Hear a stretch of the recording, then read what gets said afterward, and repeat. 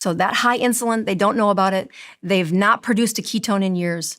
And that chronic disease is now difficult to get the eye to clean out. It's difficult to get that brain trash removed.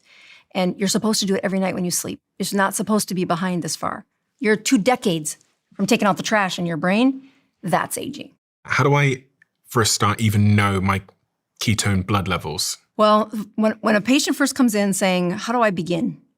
I want them to tell me what they had for their meal and then say, how many carbs do you think that was?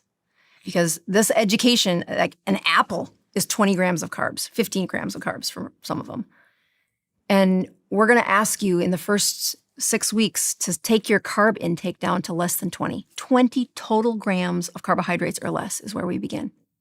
And again, I do this in a medical grade. There are people who play with a ketogenic diet, and there's people who try to reverse medical problems with a ketogenic diet. Mm-hmm. In order to do this, it is not a lazy kind of keto. You have to actually be on the same team as me using data to reverse this medical problem. And how does one measure their blood ketone levels? Yeah, I think blood is the best. There is a way you can measure them in urine. The burning of fat, if you turn that string of fat into ketones, there are 2 destinies for that. You either put it into a mitochondria and turn it into energy, or you pee it out. So especially when they're early in a ketogenic journey, they overshoot. Evolution said, don't let them die. Turn that fat into energy, help them through the famine.